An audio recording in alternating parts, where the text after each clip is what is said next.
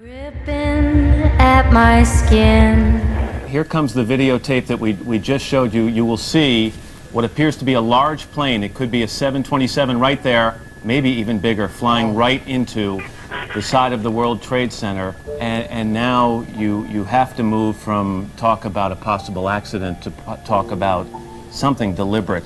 Talk about something deliberate. And at the same time is expected and encouraged to study foreign languages and the social sciences such as history, economics, and sociology. He must have a broad and sympathetic understanding of all phases of human experience. Gripping at my skin, the walls of night closing.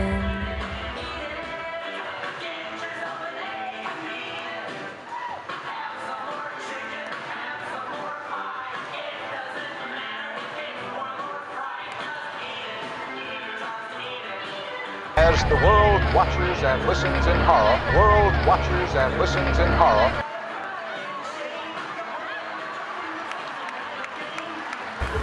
He must have a broad and sympathetic understanding of all phases of human experience. Gripping at my skin, my skin, the walls of night closing. But the use of this force as an integral part of combat has now taken on new It's form. happened before. In 2000, Saddam Hussein announced Iraqi oil would be traded in euros, not dollars. Sanctions and an invasion followed. Some say because the Americans were desperate to prevent OPEC from transferring oil trading in all its member countries to the euro. A gold dinar would have had serious consequences for the world financial system, but may also have empowered the people of Africa, something black activists say the US wants to avoid at all costs. At the same time, Biden has made it clear to Xi Jinping that if he uses force against Taiwan, China will have to confront not only the US, but a larger alliance composed of the AUKUS, that's Australia, United Kingdom and the US, and the Quad, which is US, Japan, Australia and India, together with a number of other potential allies who have not yet committed themselves to joint action, such as South Korea and the Philippines. Japan is the country that has most fully committed to defend Taiwan. On the other hand, Xi Jinping has declared that he is determined to assert China's sovereignty over Taiwan by force if necessary. He is devoting enormous resources to armaments. The missile is a mere propaganda victory. Still, war between the US and its enemies has become more plausible, and that is not a pleasant subject to contemplate. Our foundation there, George's foundation, George has, over the last 30 years, spent almost $250 million on democracy, human rights, and economic reform in Ukraine. He and Alex and Tomiko have made dozens of visits to Kyiv over the years. And, you know, George has, we've been praising him for his great judgment. Occasionally, I think he's seen hope in Ukraine a little before it arrived. But he has been a persistent fan of Ukraine. And it is, I think, a fact that because we are so deeply involved, and indeed, you know, the first challenge for us was whether to evacuate our foundation, as we had to do last year in both Afghanistan and Myanmar. And the first thing we found was almost nobody wanted to leave. In fact, nobody would leave. And so we moved some to Lviv, but they have continued to make grants at an accelerated rate during this crisis, and most of them are now back in Kyiv.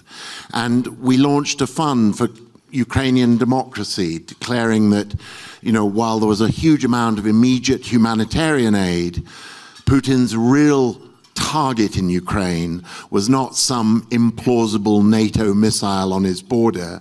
It was the flame of democracy and freedom, and this cheeky, ironic president who was, so full of ironic digs at this gloomy regime next door in Russia that it was democracy that threatened Putin.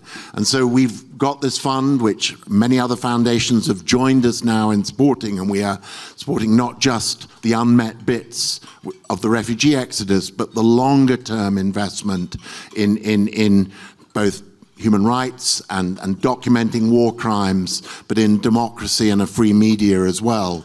And therefore, the answer to us to the question, are we surprised by the strength of the Ukrainian resistance? Not at all, because we saw it in our own colleagues in the foundation. We have a foundation in Ukraine, and it happens to be one of our best foundations. They refuse to leave, and they are leading Jews.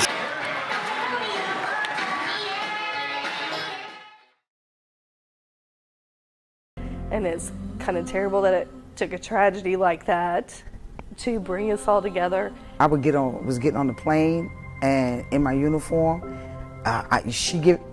people in first class were just standing up giving me their seats, so we were Americans then. And I agree with that. That was one of the best things that even came out of that. If you want to find a good thing, that was it.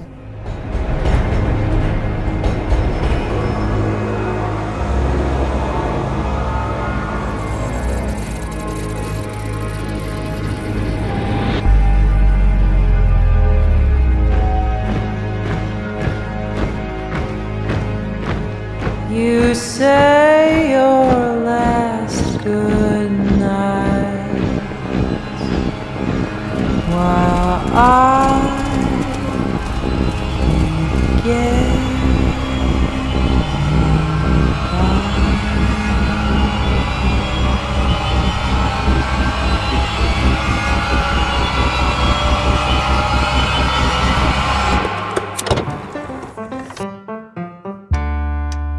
Think back to the 1960s and the 1970s. The Soviet Union was threatening China along its northern border.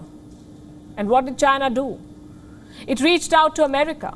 They normalized relations with Washington after 2 decades of rivalry. They did the same with Imperial Russia when Japan attacked. They played the foreigners against each other. That's what China does. But this time, it may not succeed. And one big reason is the war in Ukraine. China continues to prop up the Russian economy. Their oil purchases from Russia are up 55%. Overall trade is up 36%. Clearly, China has no plans of abandoning Russia.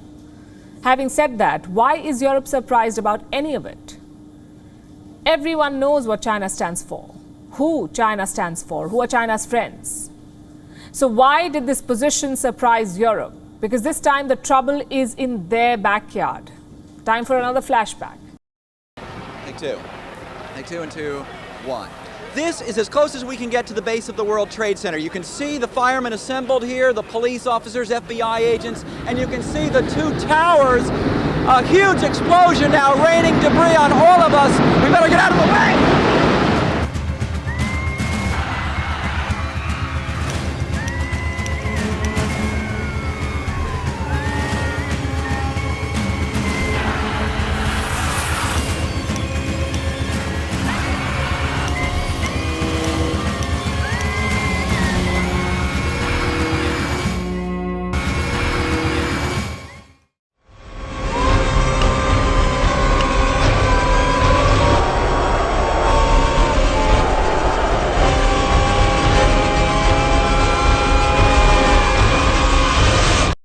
The war in Ukraine has been described as a contest of artillery, the traditional mode of combat for the Russian army.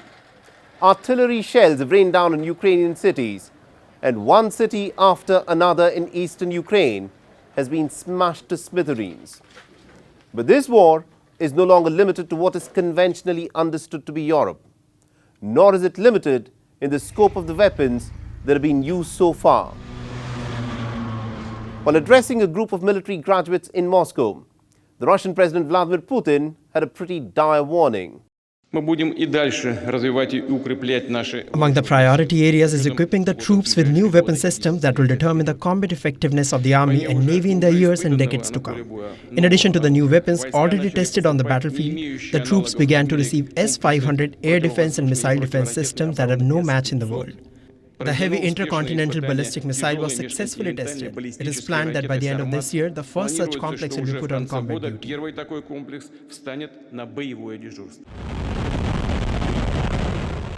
The deadly Satan II missile that Russia test-fired on the 20th of April is expected to be deployed by the end of this year.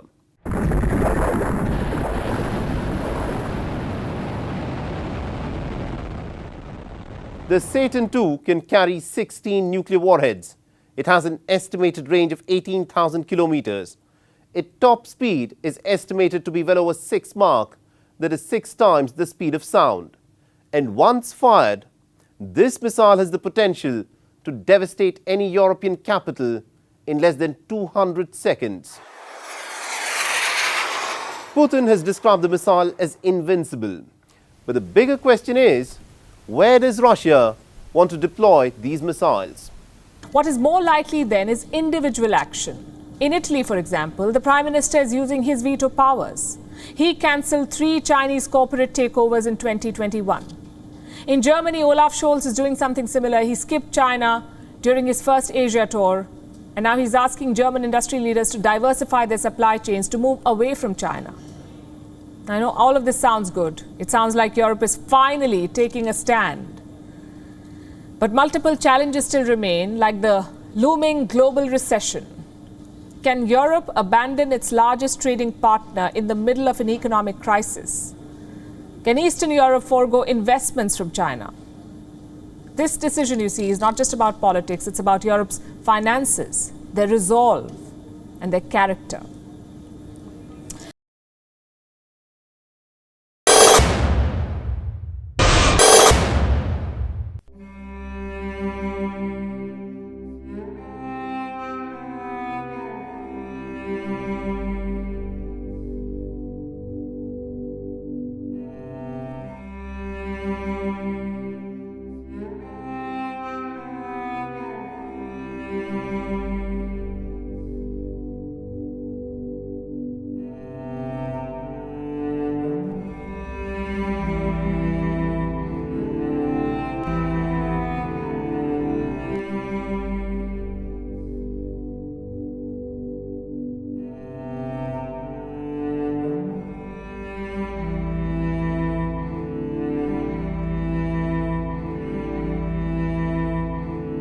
I guess since probably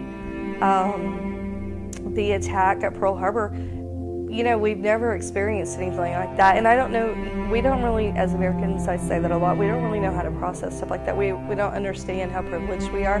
People in other countries deal with attacks like that every day. And we are so privileged to live in a country where we're not attacked like that. And so it was hard to process and scary. It was terrifying. Around me.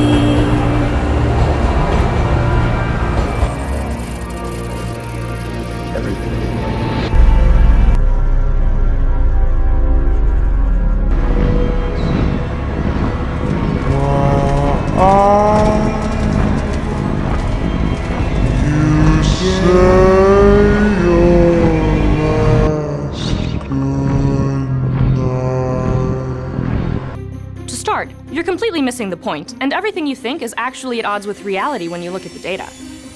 And boy, has it ruffled some feathers to dive into a complex societal issue.